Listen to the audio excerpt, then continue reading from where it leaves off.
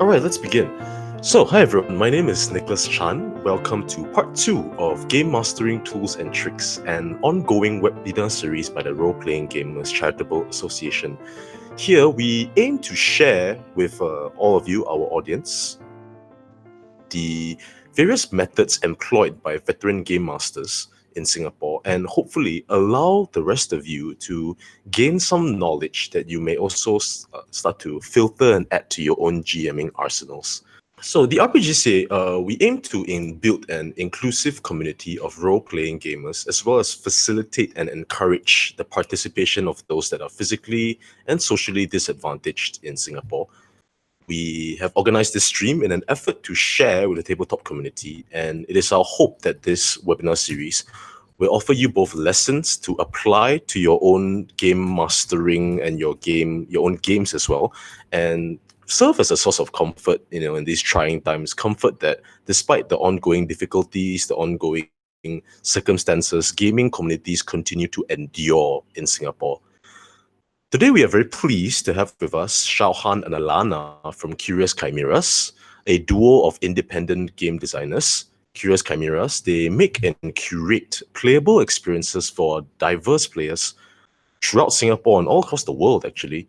So, due to this very extensive experience, Shao and Alanna, having very unique perspectives, very unique takes on tabletop RPGs, they have agreed to share this kind of insights with us tonight. So, they have also recently produced this book, Mere Gods, right, which is extremely good reading material in terms of the very topic that they're going to talk about tonight, right, which is local perspectives on world building.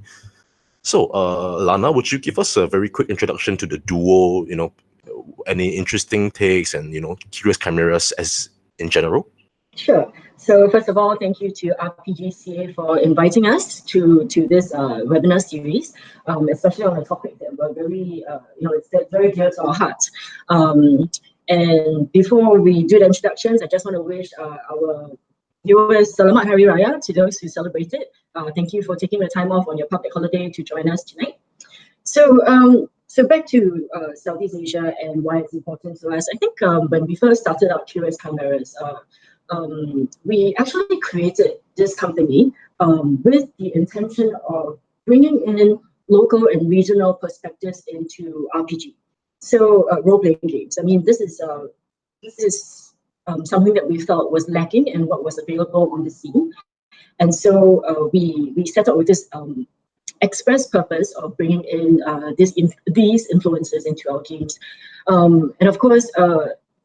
Shao actually has a master's from NUS, from the Department of Southeast Asian Studies.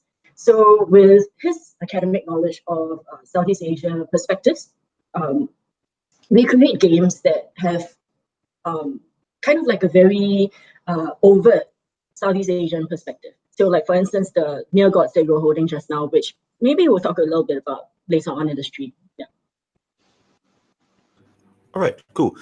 Okay, so the topic of today is, local perspective. So in terms of our own paradigms, right, it's obviously going to be Southeast Asian, perspectives on local traditional, on traditional fantasy templates, right, and how we're going to incorporate all of our local worlds and everything, right, giving games a very familiar perspective. So maybe we can just talk a little bit about what exactly is a Southeast Asian perspective.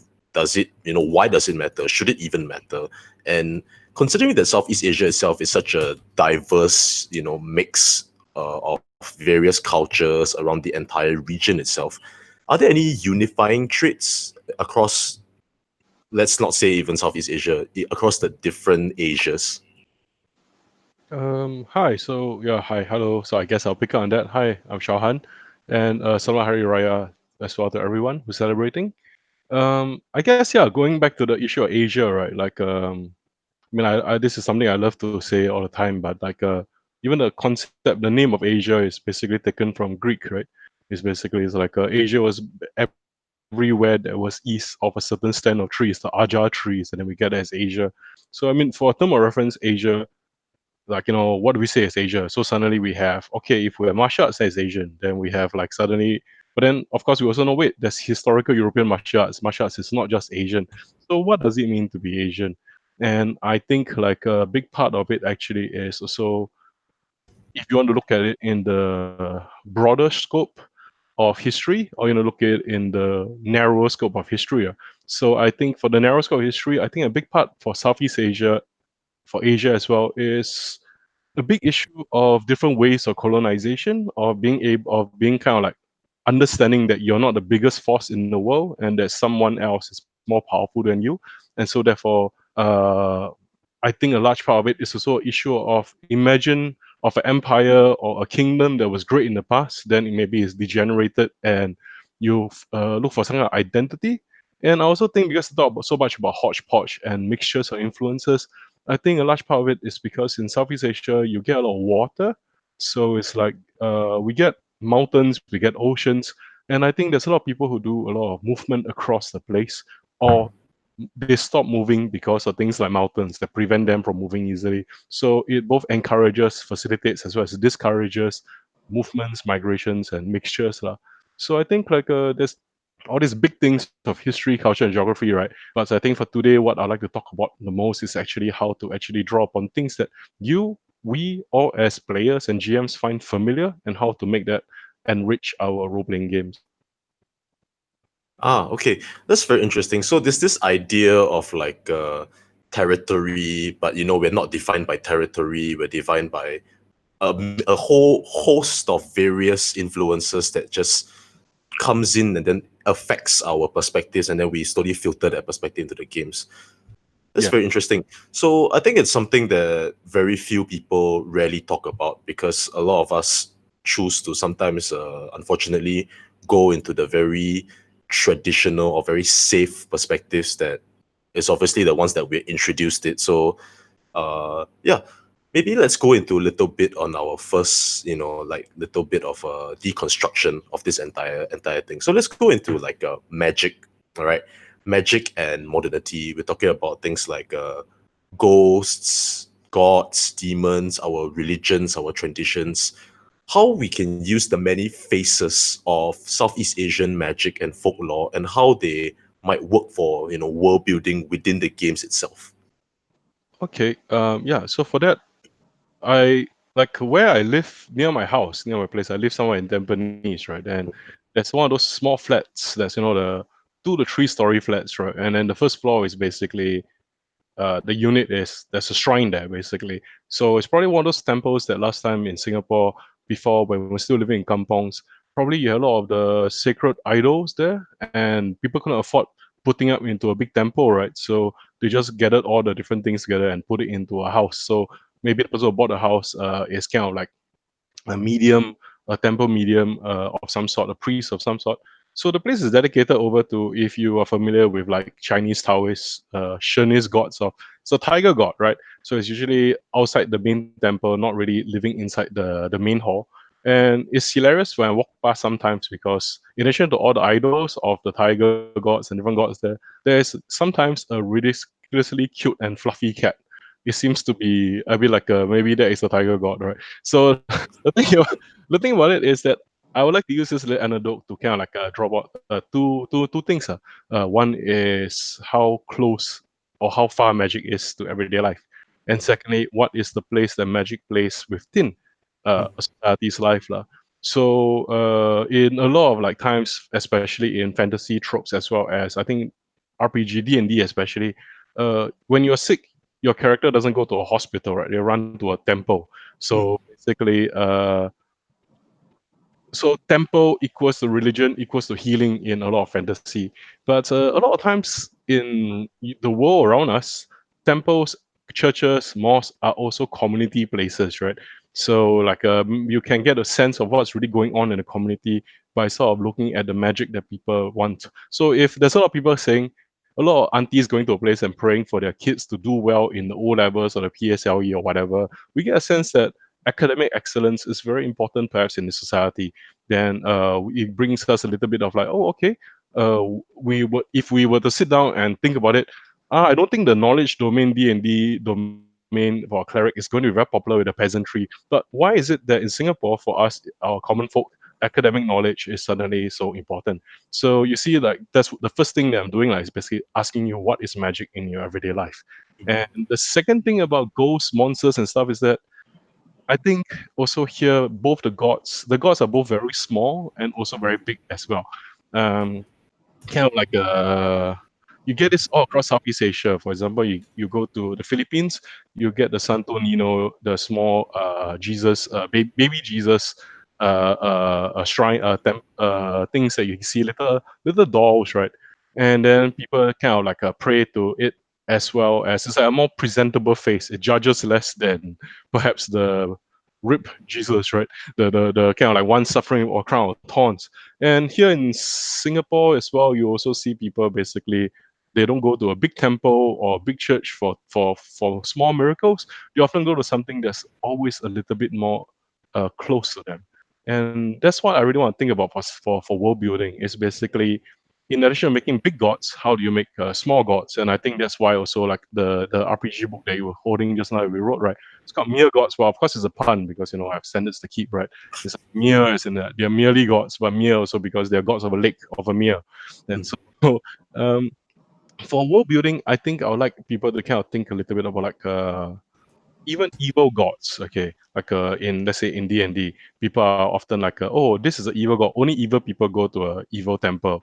But what if people go to an evil temple to basically pray so that the evil doesn't find them? Maybe you try to appease them. uh, do evil people go to good temples? Maybe they do, because maybe they need to go there to pray because everyone believes they're good, right?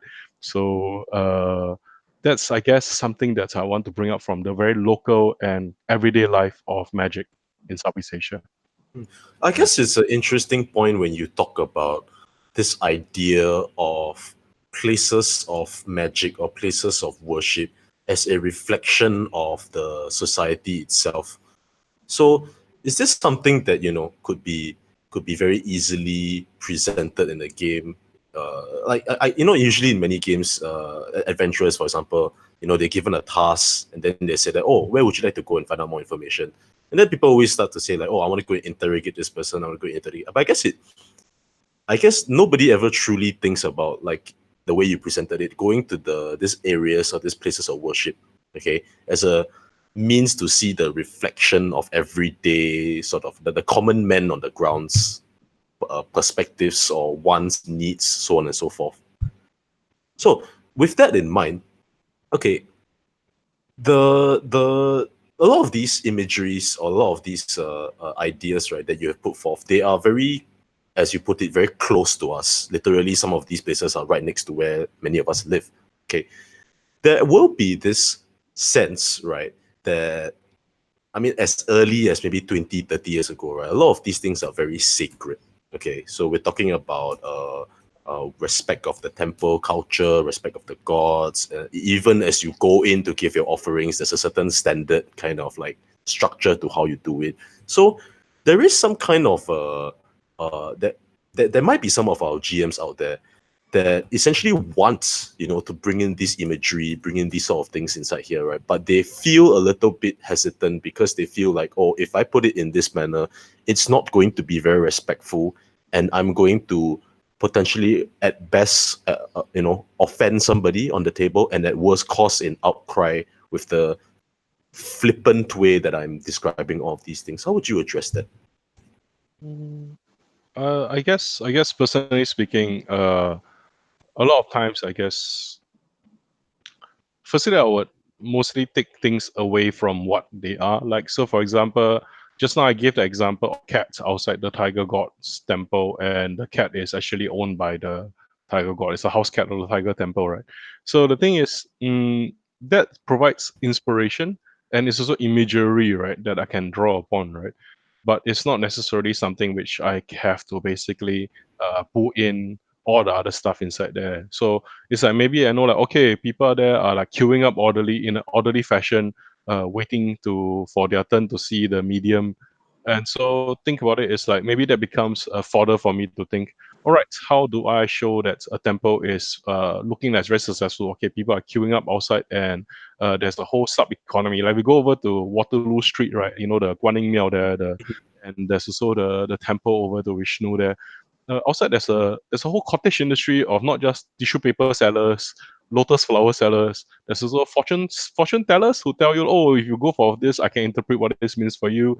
And people come out of there feeling kind of like, oh, I've done something prayer, so I need to do something good, so I don't mind giving money to beggars or whatever. Right? So I tend to use a lot of these things to I file away the skin, right, and then I kind of leave with the core, what is there, and I try to make it like living religion, and it can be done for nearly any kind of like situation, to kind of like just add a bit of color and flavor to the back. That if the players want to delve in, they can delve in. The players like, all right, this is not interesting to me. I want to get on to the next part of the quest. Then it's not interesting to them, like, when they bite, right? Yeah, players bite. And I guess about respect is another issue. It's like I think many of us come with a lot of unconscious cultural biases, especially when it comes to especially religion, right? Like we believe a lot of people believe that their own particular worldview is the best or the most correct. So you get that, for example, where maybe you have monotheistic people being unable to put forth a polytheistic or animistic perspective as being good because it's just like that cognitive dissonance is just too great, or maybe you get the other way around, in which basically you're somebody who comes from a very polytheistic society where everything is like, 10 million different gods, and then when they suddenly want to have to talk about monotheistic kind of religion, they suddenly it becomes very one-dimensional. I'm looking at JRPGs where every bad guy is basically a corporate church, right? You know what I mean, right? So it's like basically there's always that danger where something becomes one-dimensional. But I think ultimately it comes down to perhaps reflecting on yourself, like, hi, am I portraying this for a one-dimensional thing, or actually am I wanting to do something a bit deeper with it? And I think that element of respect is what will change the nature of it. So just adding on to that, I think when you build a world, when you run a game, maybe one of the ways to think about it is, what is the purpose of including such like for you, why do you feel that you need to or you want to include such rituals or rites or religions into your game? And if there are concerns, like as you said, like, oh, okay, am I going to offend somebody?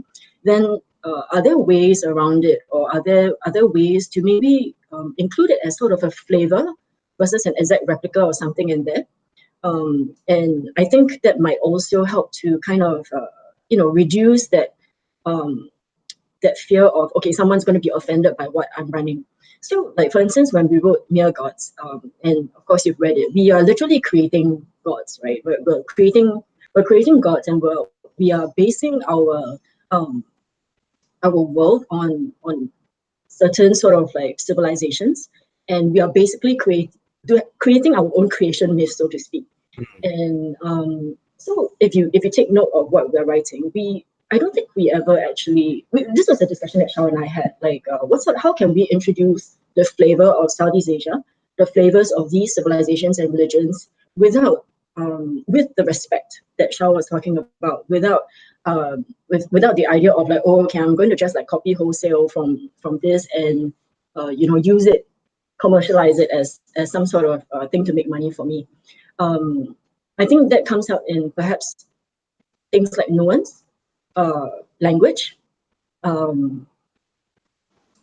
perhaps small words versus a complete wholesale copy and paste. Like if I could like jump in back on that, sorry Nick, it's like if you look at the Terry Bad old game of Oriental Adventures, I mean, like, we can't even say Oriental these days. It's just generally bad news to say that word.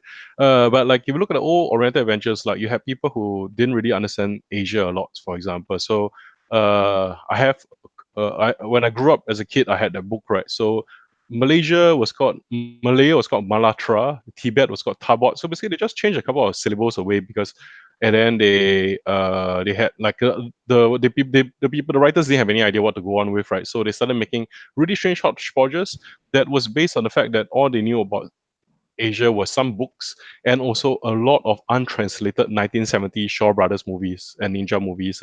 So like and that one is basically, there's respect there because they're like, oh, we really like this culture, but what they know as the source material was not deep, maybe, and because they had the positioning of power, the TSR at the time, what is the owner of D&D, the maker of D&D, were like, hey, we can just do this and nobody will know because that was the 1960s, 1970s, 1980s. It was a different time.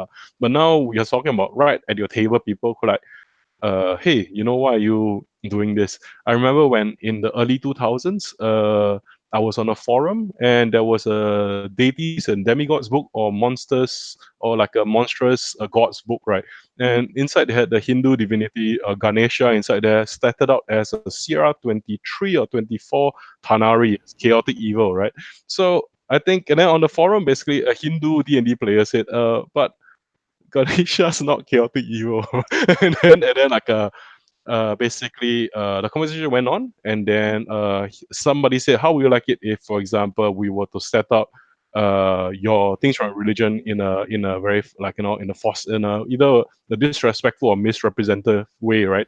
And then straight away somebody banned the channel, banned the forum for including religion. So basically there was a period of time when Asian, or actually basically non-Judeo, non-Christian, non-Jewish folklore in the West imagination was basically culture, but their stuff was religion. So we're kind of operating under that burden of some religion is not religion, some religion is just culture.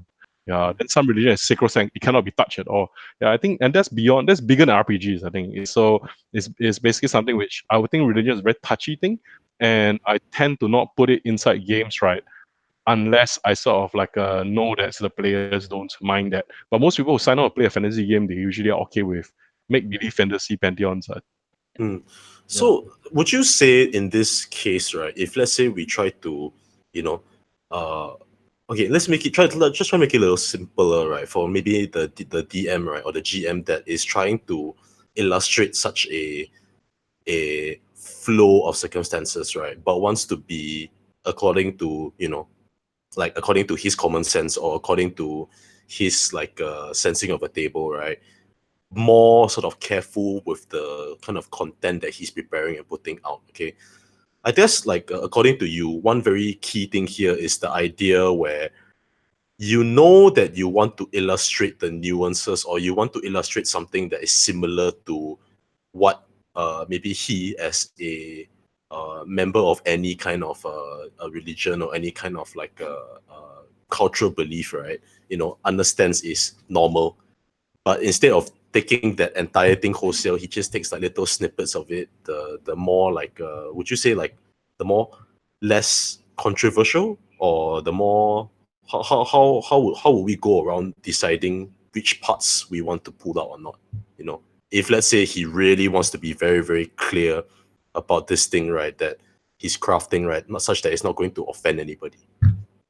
I mean, let's think like if we're operating from a let's not offend anyone kind of approach coming in there, right?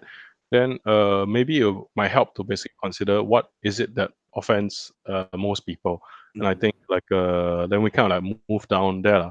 And I think a large part of it is actually a normal interactions, right? So I know if someone is pissed off, you don't have to be correct. You just have to try to listen to them, hear them out, right? So I guess if let's say if let's say I'm trying to put in something from uh, a religion that that's not me. Like for example, I run a lot of this RPG, the Nightmares Underneath, right? Which is actually set in basically is like it's basically early Islam slash Warhammer slash Call Cthulhu. Okay, so I'm not Muslim, but I find myself being able to run the game quite alright. And some of my players that play, they don't really seem to uh, like they get discomfited by the fact that they're supposed to imagine themselves now as uh either Arabs or as Muslims or like people from Turkey or whatever. So they're like, oh, so some of them make like bad jokes about, for example, one of them wants to play plays a guy called Saddam and everything. But then I just kind of like smile and then I just continue running the game as what it is, right? After all, the guy feels that, oh, okay, I actually like my character quite a bit and I want to now play him more normally rather than play him as a racist stereotype. So as a GM, sometimes when let's say this is not actually answering a question because I'm talking about what if players are the ones doing this, right? So I'm actually talking about table management. But for world creation wise, basically, since I'm not Muslim, I have to kind of think a little bit like, so what does it mean to be an early period of Islam? So we had people going from animistic societies, going into something that unifies people linguistically across different ethnicities, different cultures, and now suddenly all these people in a warring desert place are suddenly supposedly brothers and sisters. So what does that change about society? And in Nightmare Sunday, they don't call it Islam, they call it the law, right? And then so you're like, oh yeah, it's because God's word is the law, right? So for me as a Buddhist animist, that leap for me to think about that, right? It's like okay, it seems quite alright. But when I ran that game, I went to the US and ran it in Gen Con as part of GMs for events, right? Then there was this guy who basically this white dude who was basically uh very happy to play this game, this old guy, because it turned out that actually he was like one of the only Muslims in the middle of a town somewhere in Midwest America, right? And he was happy to have a game where he could be a fantasy of this, of that. And he said, oh, yeah, yeah, yeah. Then he asked me whether I was a Muslim as well. I said, actually, no, I just kind of like tried to follow the book and try to imagine what things would be like. So I guess where it goes by that is that I think don't do the easy things. Uh, Mm. what I mean by that is basically don't run into stereotypes immediately and use them for sensationalization. I think that's the very big first step. To go over to ghosts, right? Let's go over ghosts from gods, right? It's like let's look at the Pontianak, okay, basically, or Chikpon as like a more respectful name for this spirit is. Before the Malay film industry, the Pontianak was not so undead and not so hideous because she was just a story, right? But then, like, no, suddenly we had all special effects, and now we have a canon of what is the Pontianak. The Pontianak must be like this, must be that. But how much of it is actually like you see, representations matter because they define the imagine for other people. So the Pontianak films made by men and Pontianak films made by women tend to be quite different, right? Pontianak films made by men is that the woman is a problem, the undead has to be exercised. Pontianak films made by women tend to be like, holy shit, everybody has screwed you over, and so you're given one last chance with unlife, right, to basically make things right for yourself, to be hurt in a place which you're not hurt, right? So I guess about ghosts and demons as well, right? It's like be instead of jumping to the most easy thing to do, is like let's look at the creature, let's look at the ghost, let's look at the entity, flip it around a little bit, 360, do around and think about like, okay, what kind of stories as a GM do I want to tell with it? And I think that could do a lot for people. Yeah. Mm. Yeah. Okay. So, it's interesting that you mentioned, the idea of like player management, which is a very good point here. In terms of, I would say, representation, sometimes inevitably, right, as a DM or as a GM, right, you might have a very nice, world build up. You might have a very nice and well prepared document that is just prepared, right, to illustrate all of these things. But there might be that danger with players that, that whole dichotomy of traditions versus stereotypes, right? What are you presenting, right? And then they might feel that, oh, okay, this is quite funny, or like fun, or like dangerous, or like scary, that kind of thing, right? So, as a DM, right, if you notice that, your players are starting to get these impressions, that the stereotypes are the correct things or the traditions are the wrong things, right? What would be something that you would do in the process of the game, or even if the aftercare of the game, right? And aftercare being a term that was very strongly discussed with Sunny Paradise. What is it that a GM can essentially do to make sure that the paradigm, right, of his players are not negatively affected by this representation? I think I mean, number one is that when people sit down and play a game, firstly, it's not a lecture that they're going to, right? Yeah. So, like it's two different things, right? Because if they're going for a lesson, they're learning about stuff. So I think factual knowledge could be cool, but at the same time, when people sit down and play a game, that's not really what they're sitting down for, unless that's especially what they say. They're like, oh, I want to play a Legend of Fire Rings game where I learn about Shinto. So the GM is like, oh crap, I read all the Shugenja rules, and then I now have to understand how the Kami works and small shrines and stuff. So it's like, many times for me, I tend to adopt a face of a very uncaring. What's a 3E got Bokop? I become like Bokop. I become uncaring, distant, and far. I basically, if the players bring stereotypes into the game, then who's to say that that is perhaps wrong? But I think for GM, a very fundamental difference is there's a difference between being an enabler because you're like smiling at a table, and then like, okay, let's say somebody cracks a terribly racist joke at a table, and then everyone laughs except for the one person who happens to be maybe from that ethnic group that was mentioned, but he doesn't say it because he's never brought it up before, but he just laughs along at the joke even though he doesn't find it funny.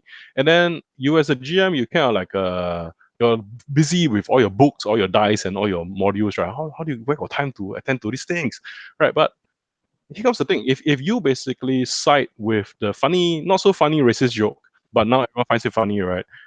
And you don't hold it right, what happens is that it just slides, and so people perceive two parallel things. There's the game, and there's the us being guys. Yeah, this is all about Cheetos and beer. Yeah, like, and then the party game aspect, right? So people are not there to be police, right? They sit out of the place, and if they're going to be making racist jokes in their normal life, they'll do it in D&D as well. But when you're GM, the M means something, the master means something, right? And you're also responsible there for holding everyone's emotions at the table, everyone's imagination. So it's kind of like, all right, I can first don't laugh.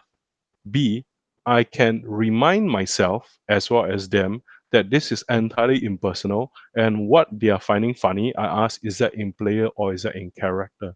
So if it's in player, then that you protect your game. You protect the sanctity of your game. You tell people at your game that the game is not about making fun of people.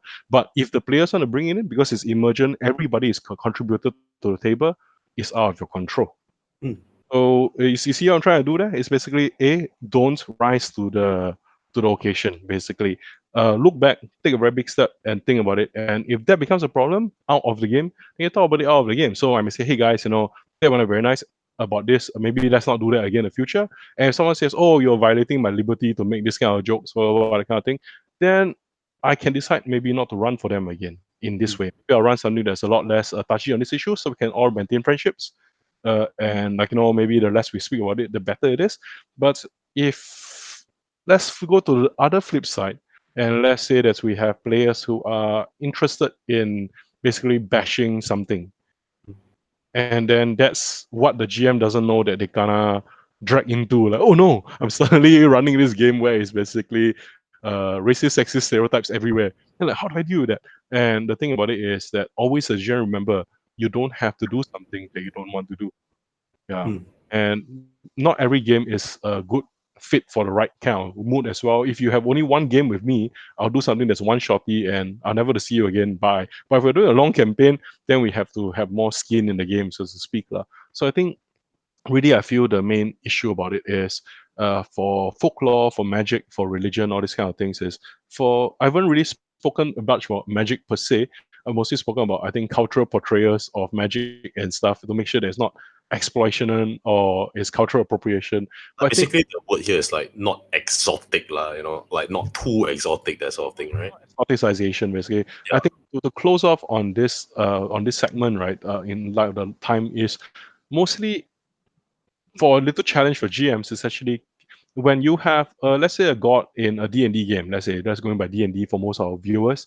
If let's say there's an elf god like Horland Lauritian, or there's a dwarf god like Moradin, how would a non-elf or non-dwarf worshipper of this god seem like in the clergy or in the congregation? What would be that be? So we're not asking you to basically think about how Chinese Muslim might be. It's like, no, maybe that's too real world, right? But how does, let's say, a human who worships Moradin think or feel? How do they understand? Is it because they love craft a lot? Is it because they like industry? Is it because they grew up in a mostly Moradin place? Is it a temple or clan Moradin saved their lives? That kind of thing. And I think those small questions at the beginning will help you ask a lot more and put a lot more life, right, into these interactions between just words in the PHB, maybe.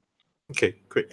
All right. So that's a very interesting, like, look, right, or viewpoint, right, in terms of like our local cultures and our local flavors, right, with all this whole magic thing. But now let's go into something a little bit more macro, as it were. Okay, let's go into the viewpoint, right, of like the structure of the world. So in Southeast Asia itself, okay, we can see that there are a great variety of various kinds of living spaces, as I call them. Okay, you've got your swamps, your mangrove swamps. Okay, you've got your fishing villages, you've got your islands, all the way to your big cities and that kind of thing, right? So the natural and urban geographies of Southeast Asia, right? What can they do for your games, right? If let's say you want to really sell the point, right, that hey, yeah, guys, welcome to the adventure.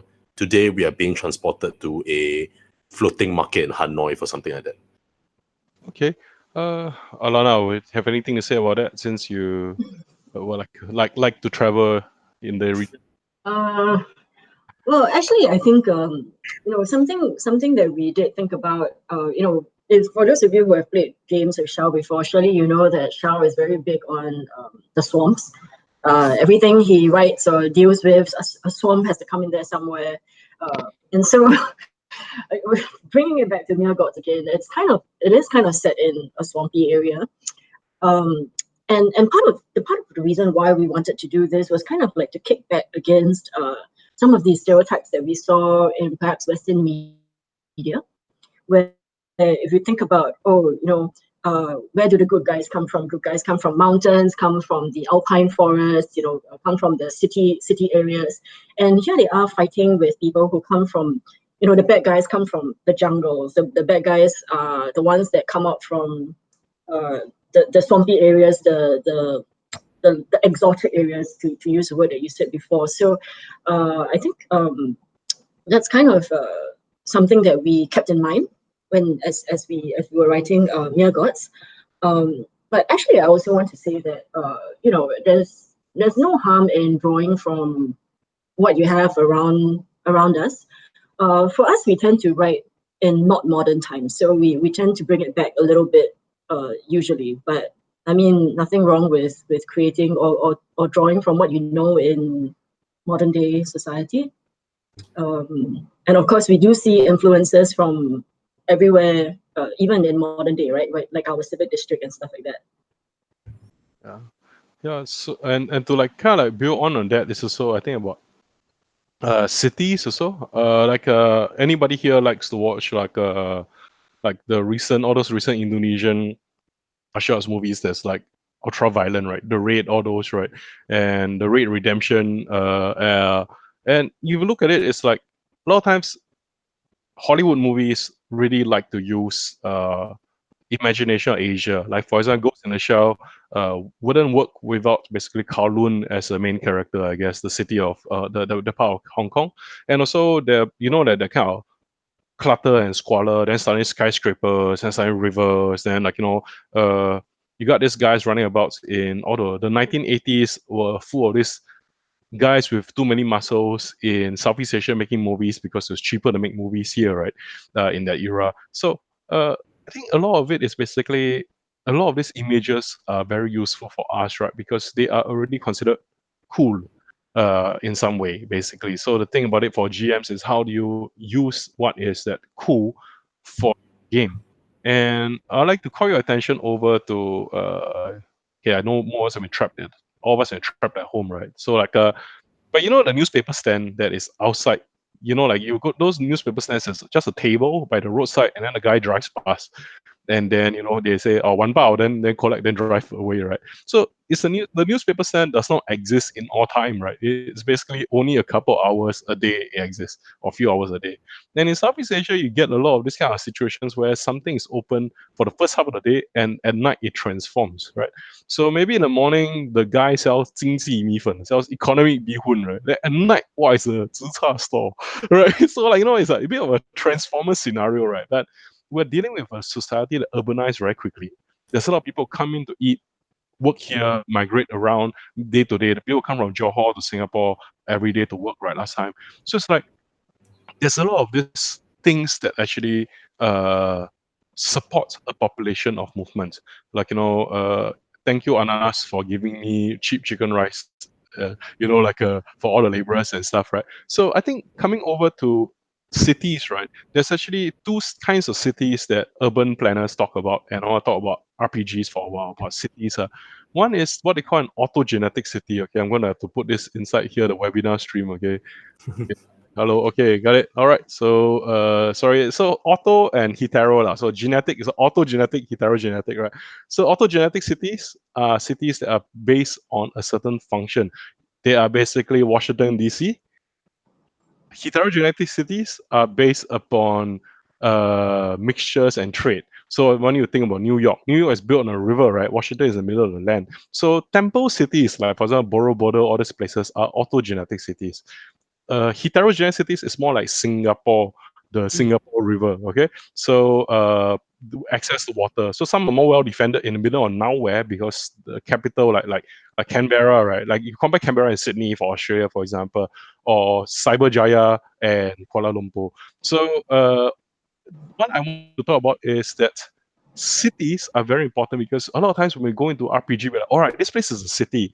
Then we just automatically, okay, it's a city, is what? But maybe for a GM, we could try to think a little bit about what it was a city built on. Do you guys know about how Bangkok is sinking like 2 inches or 3 inches every year? This is built on a river delta, it's built on a swamp, right? And so like it's built on reclaimed land, it's just sinking every year. So you can Google that yourself, like Bangkok sinking every year. So the thing about it is that and Myanmar, it just changed its capital a while ago because of astrologers. Astrologers said that the old capital was dangerous, so need to change. So the whole place changed as well, right? So the thing about it is like if you're running the D&D in let's say how do I do this let's say Neverwinter. Okay, Neverwinter and Waterdeep are two very different cities. Baldur's Gate are very different cities as well, right? Some of the cities are more well defended than others. Some of the cities are more wealthy than others, right? And for Southeast Asia, really think a little bit about just in terms of districts. I live in Tampines Prefecture, right? And I understand you stay in the West Coast district, right? So okay, so but you see, it's kind of like as we get closer and closer to the Orchard Road satrapy, right? Food becomes more and more expensive inside there as compared to the boondocks of that I live in, right? The swamps that I live in, right? So it's like how many times have people maybe use different prices across different cities, right? To kind of like really bring the color of like a city out to people as well. And also same thing like for let's say like if you have a city that's very near a river, then maybe you have a lot of problems with everybody loves the waterfront. It looks beautiful, but it smells terrible because nobody can resist throwing junk into it, right? So even things like sanitation, all these things, right, becomes very fun, and that can also my style of running games tend to be a lot of like the very world building and choose your own adventure style inside a place, right? Very emergent, and I think a lot of times if we focus on the small things and we let it grow on a while, players get a sense that, oh, you mean I can actually explore this? Oh, this is not just like window dressing. I can actually mess around with this. I can go here, and then maybe something pisses off somebody in the city and has to run to another city, and that can become an entire story arc. And I think in Southeast Asia, what is the important thing for this is that there's so many waterways, so many boats, and so many cities and so many towns, right? That if you piss some off someone, you can always run to another place rather easily, which is why kind of like there's this whole theory of the mandala polity in Southeast Asia, right? Like imagining big circles of influence, right? And you have the king in the middle saying, "I'm the king, listen to me." And somewhere at the fringe is like, "Oh man, this king kind of sucks." The next king is cooler. The next king is supposed to have more magic power. Like in Thailand they stole this one contentious, but there's an Emerald Buddha, right? But like it's been looted over many years by different kinds of people. So it's in Laos, in Myanmar, now in Thailand, right? But those kings and queens in the past, right? They mostly didn't raid a place for money as much as they raided for symbolic goods as first, right? To show that, hey, now your crown, Nicholas of West Coast District, is mine. Shao Han Tampines. So everyone on West Coast, you should move over to my side because I'm obviously have more magic power than this guy. Okay, I'm the more influential gang boss in the area. So all these things can actually kind of like add a lot of like stuff, right? To basically your games, I think. Yeah. And let's go back to D&D for a while, right? Let's go over with an issue of, let's say, a lot of, maybe I'm a GM, I'm like, okay, I am now running a game which is set in Waterdeep, and you only be in Waterdeep, and today I want to run Dragon Heist. Then in the very first game, the PCs basically make enemies of the Waterdeep police, piss off the Waterdeep Assassins Guild, and then they're like, maybe I should not stay here because my life expectancy will become very short. So they augury, should I go or no? The DM say just zao lah. And then so they run. Wee! So they go to our city, and the GM's like, screw it, I never prepared the other city. How? The kind of thing. And then many times we also hand wave the journey. But again, in Southeast Asia, do you see a lot of imagery of horses in Southeast Asia? Yeah, that's a very interesting point. Yeah, we get a Yeah. lot of books here, right? Basically, yeah. And the thing is that we kind of like run away, right? Maybe you can look at vehicles as well. That's also something really underlooked in a lot of RPGs, right? But a lot of games actually, if you want to do things that's based on all the waters and stuff, think a lot about the journey, about the random encounters along the way, basically.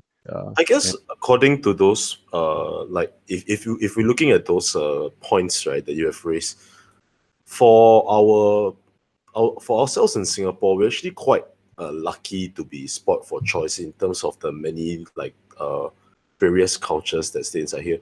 Do you think that for a GM, right, that maybe is wanting to craft something, okay, for his group of players, but he's really having a very, very hard time thinking of anything, like a Saturday or a Sunday afternoon, a trip to like maybe Kampong Glam, like to all the various traditional kind of like segmented areas in Singapore, right, would definitely help with this vision, right, of like the various places, the various people, the various things that are going on, essentially.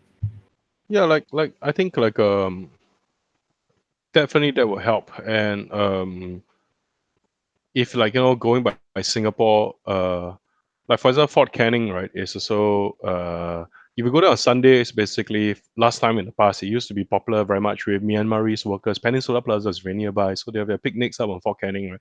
And Fort Canning is basically there's a crypt in there that's supposed to be where a prince is supposed to be interred. Parameswara is supposed to be interred there, but it's empty lah. So we like so, and then it's called the Forbidden Hill in the past, right? Bukit Larangan, and it is basically you see multiple fortresses on it. So to go for D&D, right, it's like you have a Muslim fortress there, the Malay Muslim fortress in the past.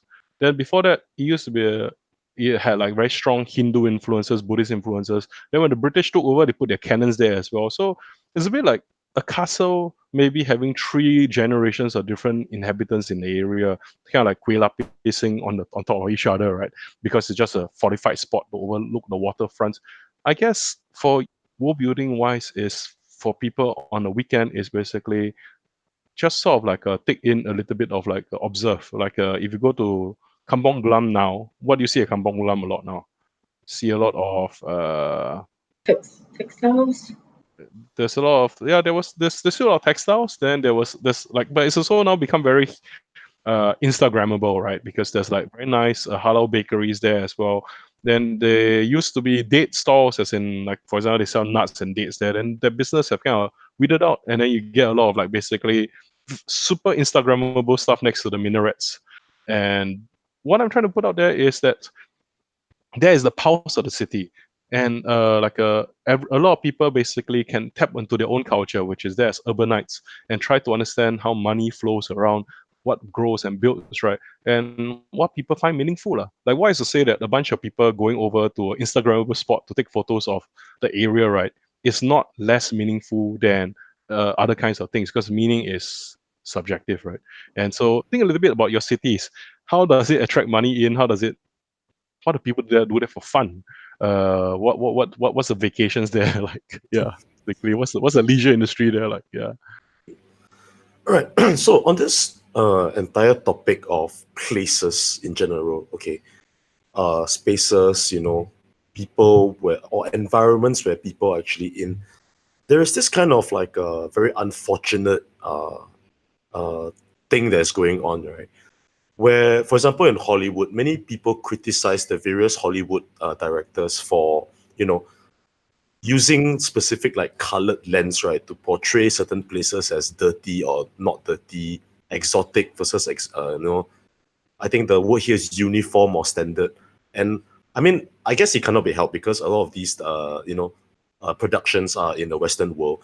So they use the Western image of like what is familiar to them as the uniform, and what is not familiar to them, which is us, or like our little spaces or any other spaces actually might not just be Southeast Asia, might be Africa, South America, as the separate locations. So in terms of this presentation, okay, there is a little bit of like an idea of the whole, cultural sensitivity once again coming back inside here, right?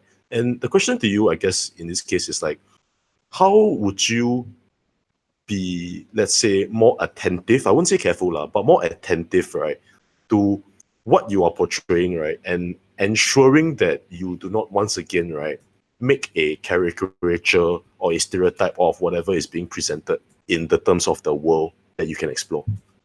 Okay, I think this could go two ways, both ways as well. Because on one hand, let's just take the other side of the equation. Let's say I'm running Curse of Strahd now, for example, and I'm not a Slav, I'm not a European, I'm not Russian, right?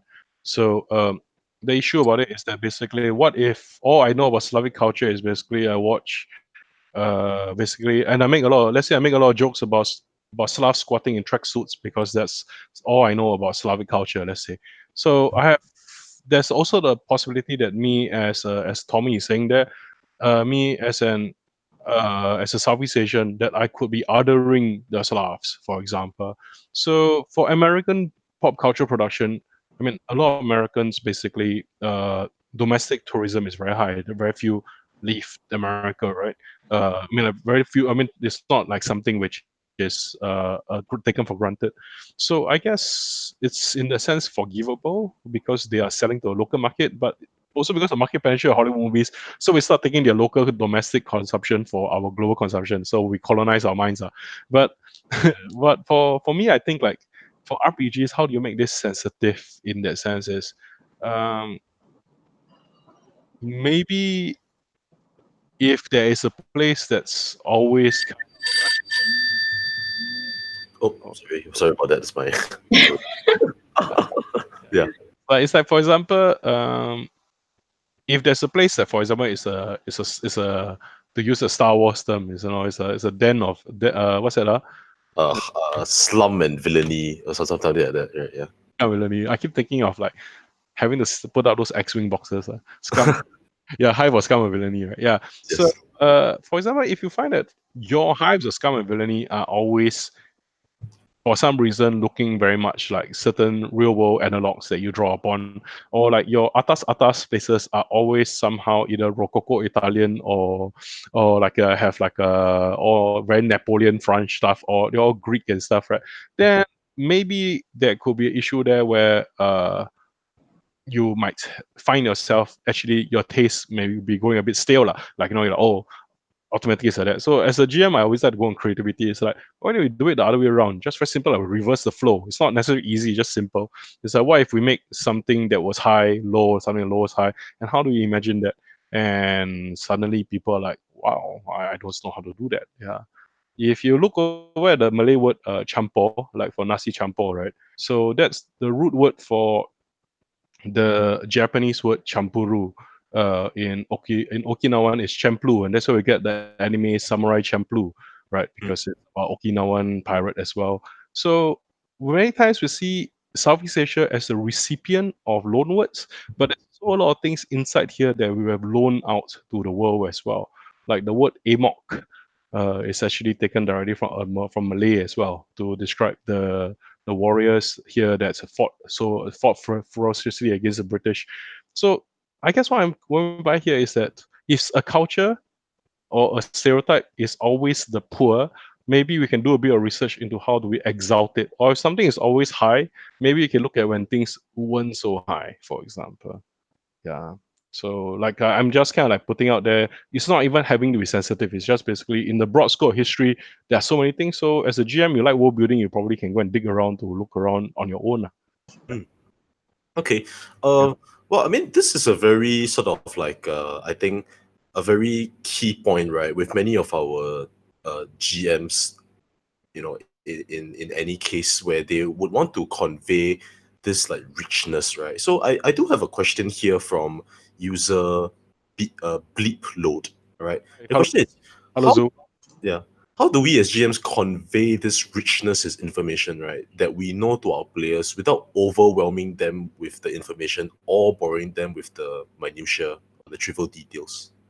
I feel that it's something which doesn't really show up until it has to show up. I think like it only has I tend to do a session 0 to basically give very broad scopes to people when they create a character to set some expectations and calibrate.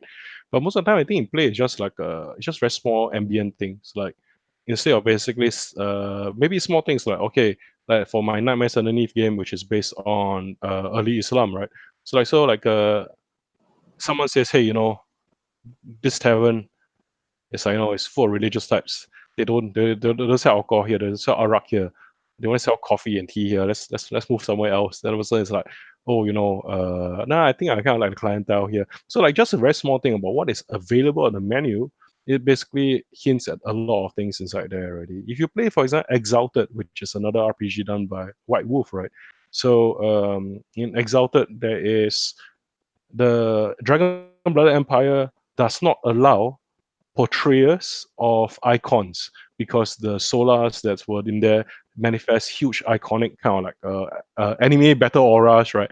So it becomes a very much of a similar to Islam. It's an iconic faith. You cannot have portrayers of figurines inside there in Exalted. So a very small thing inside there then becomes like a whole point of like oh, this person is very, very like daring, his house he put a picture of a person. He must be very like more heretical. Or maybe in my Alpha game that I was playing last time, I played a Shiva artisan who was trying to outflirt other courtiers. So I cut the sleeves of my kimono shorter to show more elbow to be the top of the town in court, and then make it such that like open for and like casually move around, so expose more shoulder bone, that kind of thing, right? And then like straight away I'm playing with the idea it's a conservative society. I'm willing to flirt with it, suffer honor loss in order to gain glory, to be the best at winter court.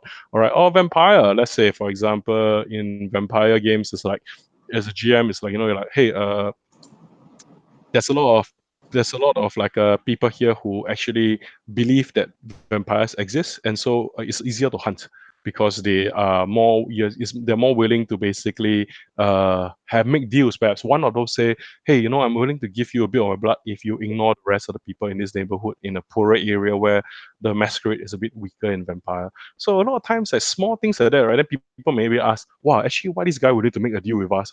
Or actually his grandmother's story. His grandmother tell him vampires exist, so he has now his assistant to basically make sure he feeds the blood so that the rest of the district doesn't get. Yeah, so like then that little throwaway line, right, suddenly becomes a potential. If people want to go into it, they can. If they don't want to go into it, as a GM, you can send a signal, then don't go. The number one rule: don't do more work on that. Don't do it unless you have to.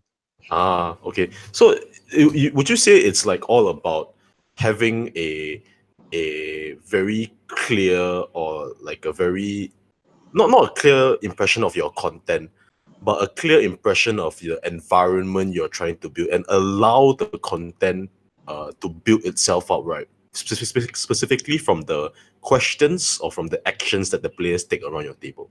Yeah, I think actually don't be responsible for too many things. Mm. In the sense that like a lot of games like Dungeon World and Blades in the Dark and all these other games, a lot of time they are like collaborative games. For example, maybe one of the things inside there is like, hey Nick, you roll a perception check. Then normally in D&D is GM, I roll perception check already. What do I see? But again, like Dungeon World, basically the GM is like, okay, you pass your sense discern reality check. You can ask me two of these questions. What here is dangerous? What passed through here recently? What can I exploit? And then suddenly it becomes a collaborative dance, right? And so the same thing for the GM is sometimes if somebody passes at the check, right, let them decide the situation. And even if it doesn't gel, even if the tones shift, right, that's real life, right? Yeah.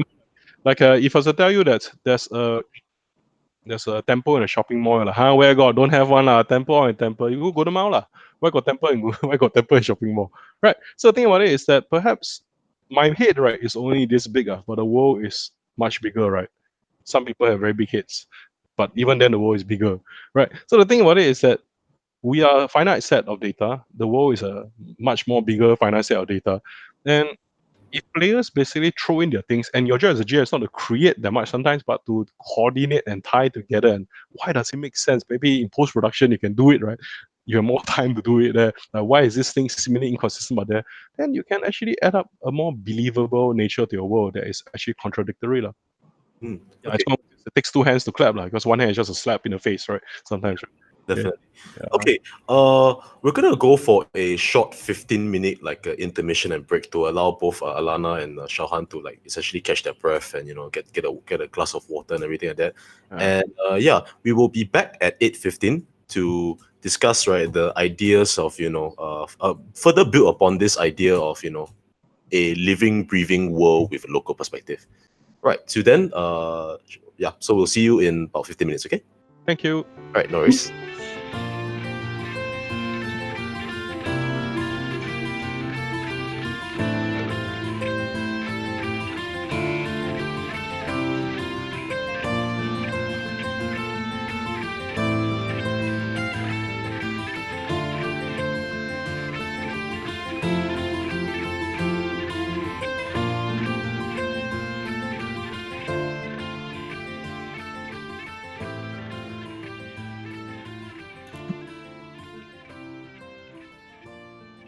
All right. Okay. So let's continue with the entire thread of the discussion. All right. So we reached a very interesting point, and I think some of our viewers, right, in the tavern chat has already started to raise these points already.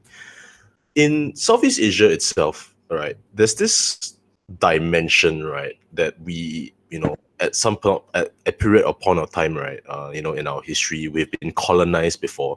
And, this dimension, right, of maybe not just like empires and colonies, this dimension of like maybe patriarchs, patrons, matriarchs and markets, the culture, the politics and gender roles of Southeast Asia.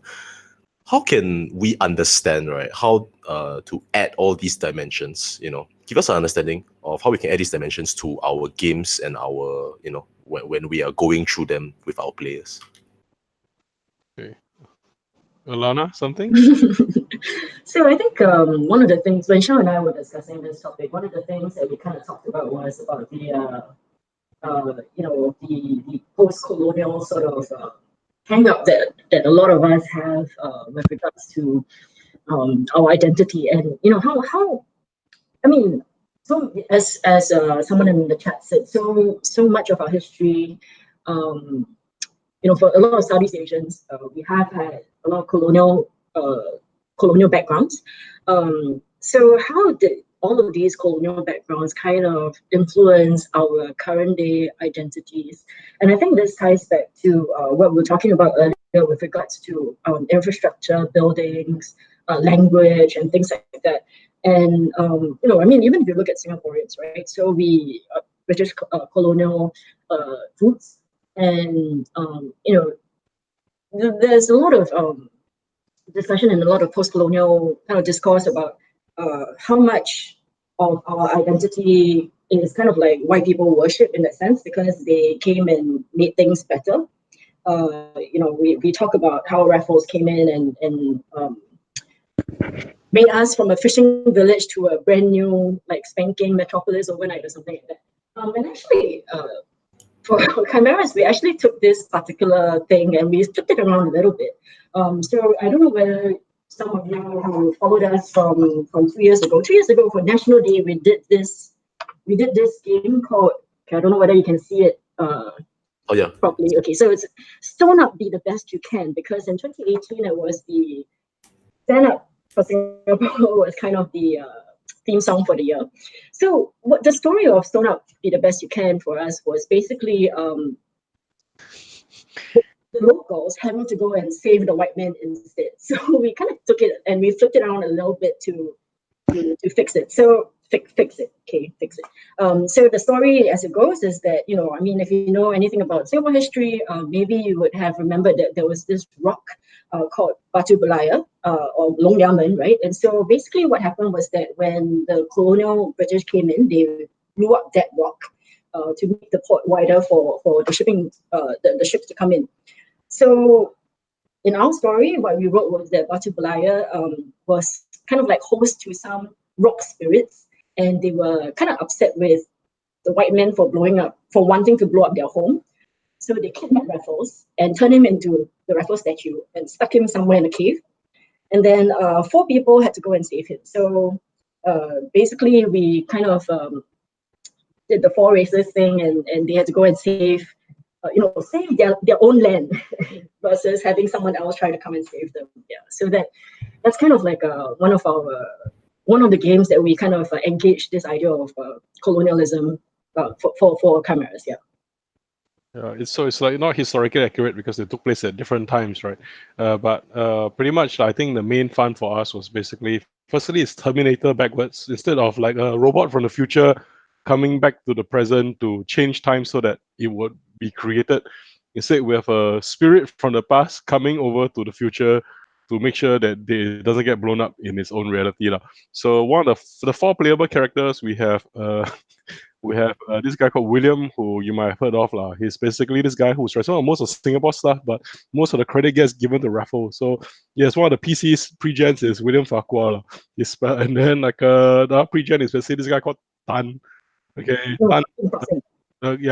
So basically it's toxing, right? Yeah, so basically he's a healer because of Tan Teck Song Hospital, right? And also because the guy actually and we also have Munshi Abdullah in there. And lastly, we have this guy who actually who owed Farquhar some money, and then he was killed in a daring gun raid. It's one of those histories in Singapore that's a lot more exciting. He brought a gun over the pasar, a kampong glam, and then he tried to shoot William Farquhar, and then he got thrown into jail and then got killed. So, but then in this game, they work together. So, for that about colonialism, I think like that's something that we did a reverse there, but also kind of like to push forward. Actually, I mean, like sorry to go back again. What is colonization as well, right? Right now we always understand it as European colonization of the world, American colonization of the world. But if we were in Vietnam, we will understand colonization quite differently. Like those guys have been fighting up the Chinese with sticks forever.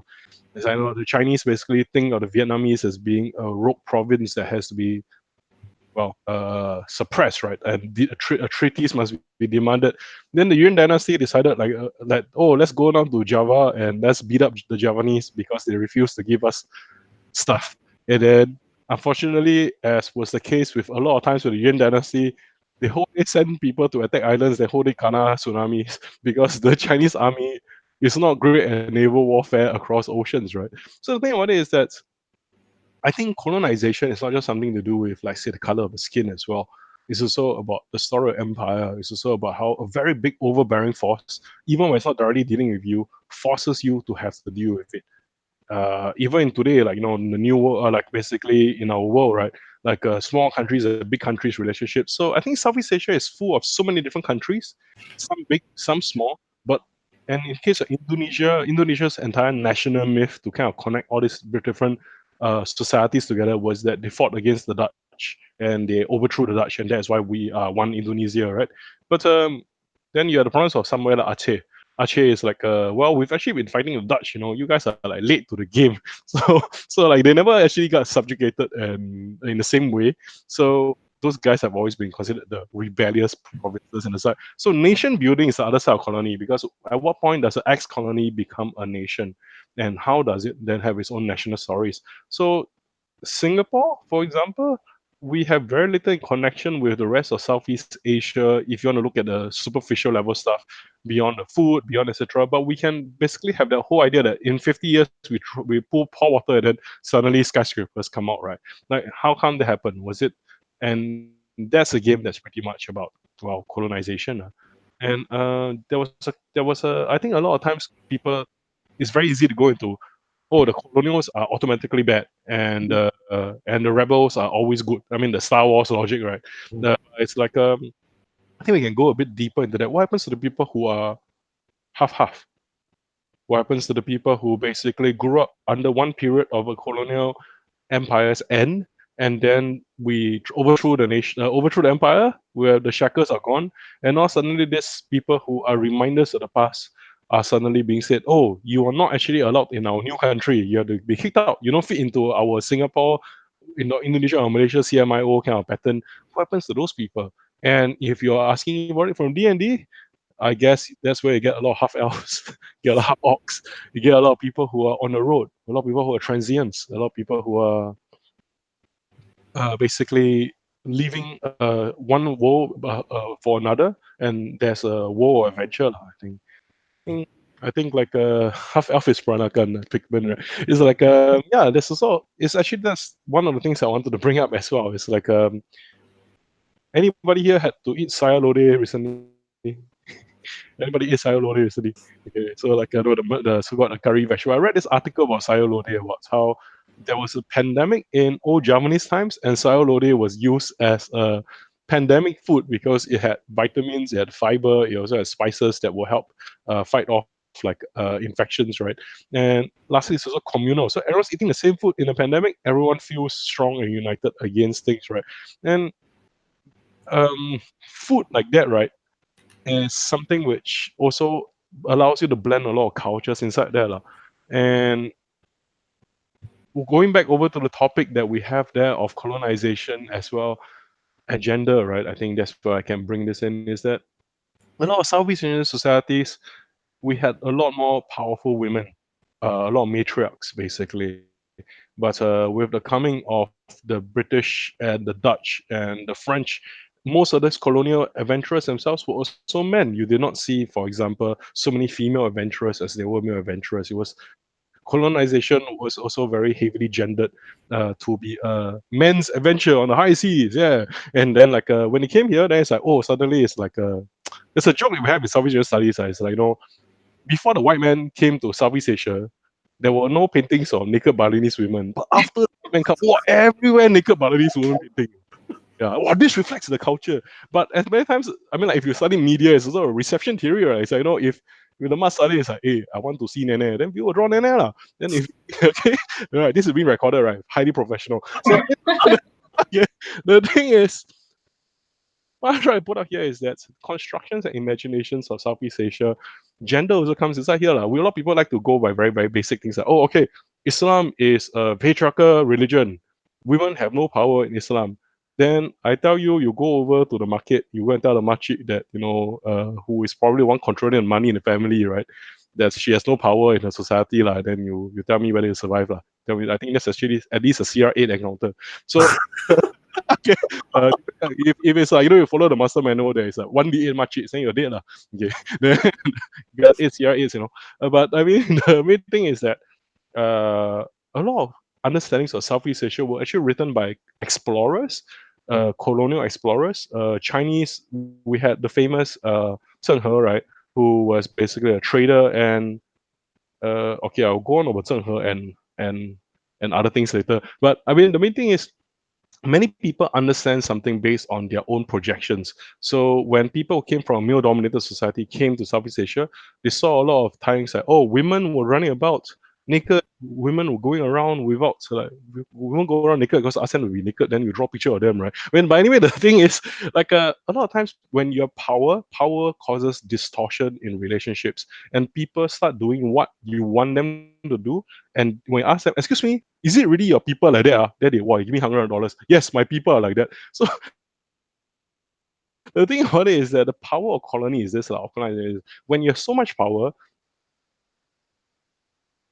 you affect other people by a gravity, not even by exerting your own hands on it. Like around you, the present changes lah.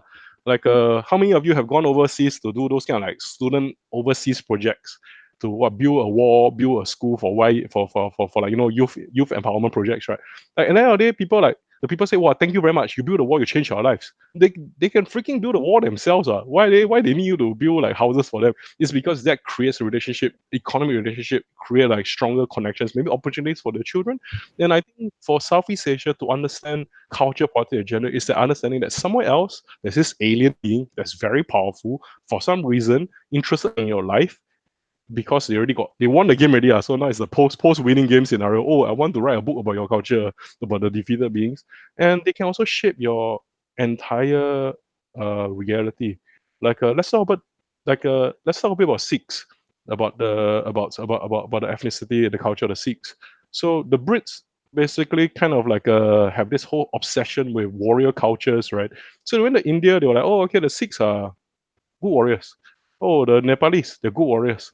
Then they kind of created this culture of that, right? But that was also part of their role to divide and conquer India, right? To make it easier to all the different ethnic groups fight against each other. And so they look for the warrior tribes that had no strong power, and they feed power to those guys and make those guys their people. Same thing you get in Southeast Asia. You go to one tribesman, he is not willing to listen to you. You go to his family instead, and then you say they are the official sultan. Mm. And then then you make a trade deal with them. So that's what I mean. The power of the world outside, being able to change your life inside, and not being able to see that, right? I think that's what it means to live as a post-colonial person. That I in Singapore, I have to give a fuck about what Americans think, basically.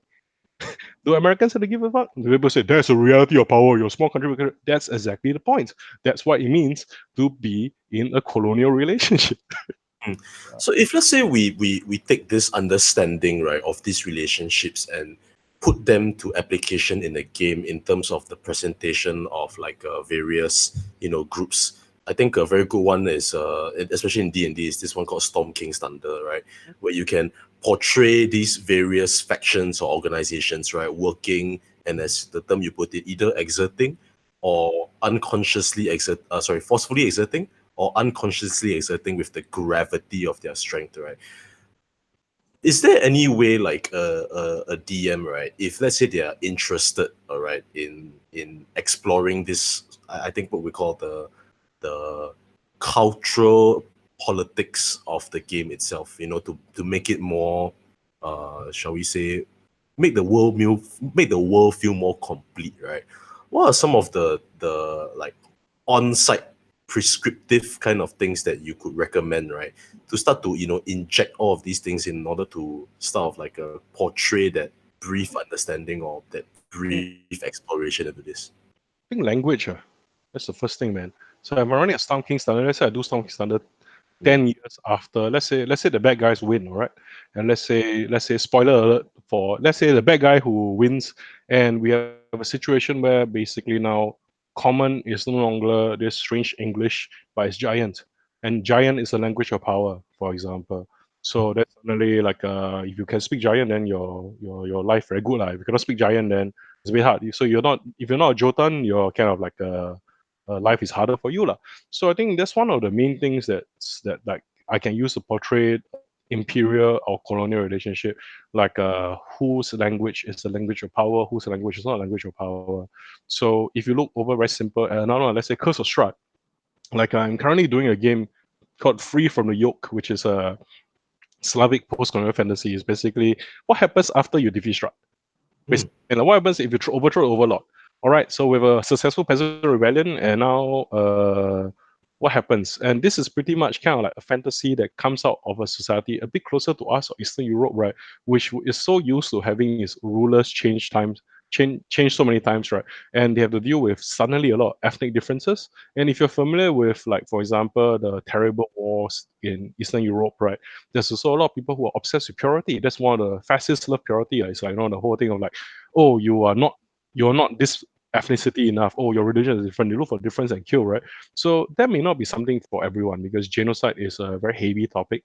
But you can also just really look into issues there of like maybe even just when you create a city, right? Think a little bit and throw in like randomizers or like, oh, this society, there's a lot of halflings inside here, there's a lot of like elves here, there's a lot of goblins here. How do they actually interact with each other?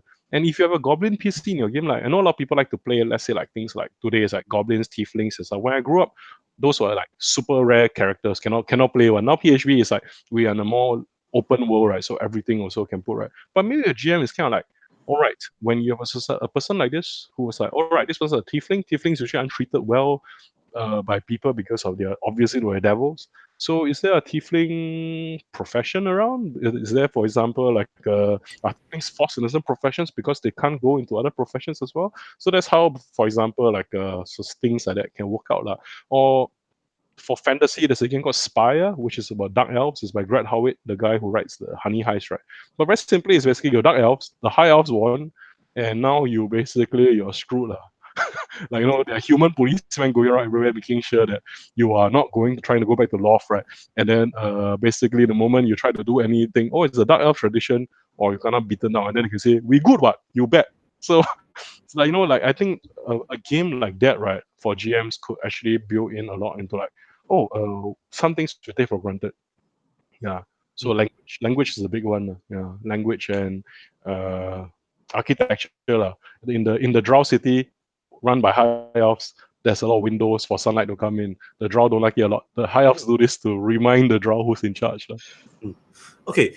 I think one of the like final points on this topic, right? And one of the more interesting points, right, is this idea of nuance. Okay, so in Singapore right now, or not just maybe not just exclusively Singapore, lah, but in maybe a lot of places that were once occupied by foreign powers, there is this tendency among certain, groups of the population to essentially sort of view the past, right, through this lens of sentimentality, romanticism, that sort of thing. What are your views on that? And more importantly, if let's say I wanted to again bring that nuance into my game, right? What are the things that you guys recommend, right, that we could inject, right, to bring about that idea? Of viewing the past with sentimental kind of thoughts. Correct. Yes. Sentimentalization, romanticization, that sort of thing. Mm. Because I think that's a very fun idea, right, to explore in any D&D context in terms of the social element, or in fact any RPGs, in terms of like, oh, this was what happened back then, and this is how we view it, but it might not be what was the actual, situation, sort of thing. So Um, let me just jump in yeah, a go little ahead. bit. Yeah. So I think we don't have to look too far. A lot of our okay, so we look at Singapore, right? But I also do think that a lot of our issue with this is that Singapore doesn't have, or people like to say that Singapore doesn't have a culture, and so what we cling to as culture, a lot of the colonialism ties in as well. So like if you look at our civic district area, a lot of the buildings there have been gazetted as national monuments and stuff like that, which of course links to our culture. I mean, of course, I'm not trying to say that the British did nothing to help us, because that would be a lie. But we went through this thing in the bicentennial, right, where there was this exhibit on Raffles, and then there was kind of like a kickback against that, on the romanticization of what Raffles actually did for Singapore. So I guess if we look at the interplay there, Singapore is kind of like an example of a society that has kind of romanticized parts of our past. Yeah, and I think like the romanticization that we bring up here, right, is also it's very useful for the nation building purposes. And so I think like a lot of young nations with not much identity to bind together, have to kind of work with that sentimentalization to kind of like serve as a starting point for something, right? And if you look around like societies with a lot of statues that tell them like, oh, we have always been a so and so society. We have always been like we've always been this religious. We've always been this party has always been in power. We've always been respectful of this certain group. That is something which I think societies can't help but do, because like that's what regimes like, right? But I think in D&D, that in RPGs, that's something that we can look at as well. We can think a little bit of like for example, let's say if I have a game with a group of newbies and they are new in town and people want to play wizards. They want to play wizards. They like Harry Potter a lot, and maybe the game doesn't have to even leave the arcane university. Maybe the arcane university becomes the main point of the game, and within that local context there, I can put in a lot of things like statues. Maybe inside there there's books about what the old people who created the university was like and how it's so much better than the world outside right now, right? And that is something which, if people like that kind of world building, they can stay. If not, they can just go directly into let's go have adventure, right? So I'm saying that the architecture, the buildings, everything so far can also be able to let you ambiently tell stories about how people sentimentalize the past without even having to make it a big thing. Yeah. So like maybe it's like like in Baldur's Gate, there's a statue of the Great Ranger, right? Like Minx and Boo, right? And like for example, like so why do these people respect that? For example. Yeah, then because this person saved a lot of people. So, like, so even if you don't know anything about Minx and Boo and how he punches evil and kicks ass, right? The fact that there's a statue of this guy means that suddenly a little bit interesting. So you can just throw it over. Maybe it's like you have a city in your game where there's a statue of Cthulhu that takes the place of honor, right? So why, like the world building question, why the hell hell? Is there a giant Statue of Liberty sized Cthulhu statue honoring the Cthulhu values, right? Like then later people show, wow, what is this about? Then later, you can just make it up along the way, or maybe you have some kind of story to tell, but that goes into it, lah. So I guess what you guys are essentially saying is that with all these things, right, there's a lot of opportunity for exploration, but it never really has to be on the nose, in your face kind of thing, right? It's just like literally, like you said, it's an ambient thing, it's a background thing. People choose whether or not you want to explore them, and in that way, you can either choose whether like, oh yes, I'm going to invest this much effort doing it because now there is a keen show of interest among the sort of players, right? That they want to go into it, and thus they are looking forward to you unpacking and unraveling it for them. Would that be a correct thing to say? Yeah, I think so. I think like for me, like there's like three different kinds of priorities for me, like priority 1, 2, and 3, right? Like priority 1 is actually I'm actually of that kind of style of GMing where there's a lot of things in my head, and some people are like joking, like especially like this kind of style of DMs is very common in AD&D, where people are like, oh yeah, they can talk for hours about a setting, right? And then like, wow, how come these people know so much about this city, this fictional street in a fictional city in a certain edition of Forgotten Realms? So like I am half of that tradition, because not fully, because their tradition basically believes that keeping to the canon is very important. So there's a certain, this is true established law. If you don't follow it, then you suck. Because honestly, I don't think that's very healthy for play. That's actually not very interactive. So I think what's better is I take away my creative energies and focus it towards making things interesting, while making it such that the players actually have more interactivity. So for me, the first thing is the world must feel alive. Second thing, players must have a lot of free will and agency to mess around with things as they want, but they should also be, I should invite them to make characters that are from this world. So we're kind of co-fictioning here. We're kind of co-creating here, right? So it's not like I'm creating data set A, they're creating data set B with no bridge in between. Data set A and B have to create like protein chains together, and we have to form into a bigger unit, right? That shifts around. So it's not like I have story A, players B, C, D, E, F, G have stories B, C, D, E, F, G. We put inside, and then somehow we all fit inside there. So actually, for me, it's actually interactivity is where nuance comes in. I think that's a big part of it. It's a people's brains are bigger when they are together. My brain is cannot come up with everything. Everyone comes out with stuff, and it's my job actually to sit back and to collect things together so they make sense rather than force it down people's throats. So I actually save my brain energy for people ask me, oh, I go to the restaurant. What do I see here? There, oh, the restaurant here is actually blah blah blah. People are like, wow, you're so smart. You think about this straight away. Then I'm like, it's actually because I'm on energy saving, I'm cruising only. Yeah, that's why I can conserve my boosters and my mana. I think the last part for me is actually about combat and excitement. It's not to say that it's not a priority to me, but I think my three priorities is basically fun of exploration, believability, immersion. Second is interactivity, and last is excitement, I think. Mm. So, and then from there, because of the way I put it, nuance comes very easily between 1 and 2. And then if I find people are bored out by this, right, then I put in more of 3 lah, so that we focus on the action rather than the backdrop. Yeah, that's why everybody wants to be National Geographic, the role-playing game, right? Yeah. Right. So some people are there for like, oh, I want to be the Doomslayer. I want to beat shit up, man. The kind of thing. They're like, all right. So how do I make sure you beat shit up in a very beautiful 4K backdrop? Yeah. Okay. All right.